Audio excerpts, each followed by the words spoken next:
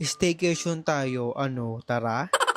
Nag-staycation nga pala kami guys sa Bacoor, Cavite. As in super lapit lang and wag kayo magtaka. Akala nyo nasa Siargao kami pero hindi. Dito lang yan guys sa Cubo Villa. Dahil yung vibes ng pinag-staycation namin, literal Siargao siya. O diba kapag biglaan talaga natutuloy yung mga lakad. Kaya ayoko talaga maniwala kapag planado yung lakad. Dahil 50-50 talaga yan kung matutuloy or hindi. Dahil masyado na ako madaldal guys, ayan, tutor ko muna kayo dito sa pinag-staycation namin. Ayan nga pala yung kwarto guys, diba? Super laki niya. At ito naman talaga yung pinaka-the best na nagustuhan ko. Ang laki talaga ng sala nila. Meron din yan guys yung bathtub, diba? Ang ganda dyan mag-picture-picture. Saka dalawa yung CR dito, kaya hindi kayo magkakagulo dito. At meron din silang jacuzzi, guys. Kaya naman kahit mag-stay kayo dito, hindi kayo maboboard dito kasi marami kayong magagawa. Kaya naman yung after ko maligo dito sa jacuzzi, ayan, nag-chill-chill muna kami dito kahit papaano kasi kakain na kami mamaya ng dinner. Ang sarap talaga kapag marami kayong kasama kumakain. Yung tipong kahit busog ka pa, mapapakain ka talaga kasi marami kang kasama sa kainan. Ang kasama ko nga pala dito, guys, 8 kami kasi 8 packs yung pwede dito. Kahit nga 8 packs kami dito, parang ang luwag pa rin talaga sa sobrang laki. Yung tipo mga kilos ka pa rin kahit ang dami nyo. Kaya naman yung tapos sa kami kumain guys, ayan, nagugas na yung dalawa. Ang sipag talaga ng mga yan. Dahil after namin kumain na yan, nag-games muna kami, diba? Iwas-iwas muna kami sa social media kahit papaano. Hindi ko alam kung anong laro dito guys, pero kapag may nabunot ka dyan, lahat yan merong alak pero may mga halo yan, diba? Kadiri. Saka meron dito guys mga games talaga na super dami. Kaya nagustuhan namin yung laro dito guys, yung Uno card. At saka guys, feeling ko rin talaga mabibitin kami sa isang araw dito. Parang bitin talaga kapag isang araw lang. Maganda talaga dito kapag maganda yung vibes ng staycation mo, parang mga 3 days, mga ganun, para sulit-sulit naman. Kapag natulog ka naman na maaga, mabibiting ka talaga kasi uwian na kinabukasan. O diba ang bilis ng transition guys, ayan, kakagising ko lang nito. O diba ang ganda ng vibes kapag gising mo sa umaga, ang dami mong makikita mga punot, halaman. Ang sarap lang talaga mag-chill dito. Maya-maya rin naman mag-almusal na kami kasi mamaya pa-check out na rin kami. Ganyan pala itsura ng labas guys kapag may araw pa. Ang kinagandaan dito guys, super tahimik dito sa paligid. At saka pet friendly din sila guys. At ang pinaka nagustuhan ko pa dito guys, super kompleto na ng gamit nila dito. Kaya kapag nag-book kayo dito, sarili nyo lang dadalhin nyo. Wala na kang i-stressin pa dahil super kompleto talaga dito lahat-lahat. Ang dala na namin dito guys, pagkain lang, hinulutuin namin, yun lang talaga. Kaya naman para hindi nakakahiya, naglinis muna kami dito kahit papaano bago kami umalis. Para naman hindi nakakahiya sa kanila, diba? Kaya kung ano yung nakita namin, ganun din namin binalik yan. Kaya kung guys, gusto nyo mag-book dito guys, ayan, ilagay ko lang sa comment section yung link nila. Saka yung Facebook page nila. Kaya kung gusto nyo yung mga Siargao vibes, ayan, book na kayo dito.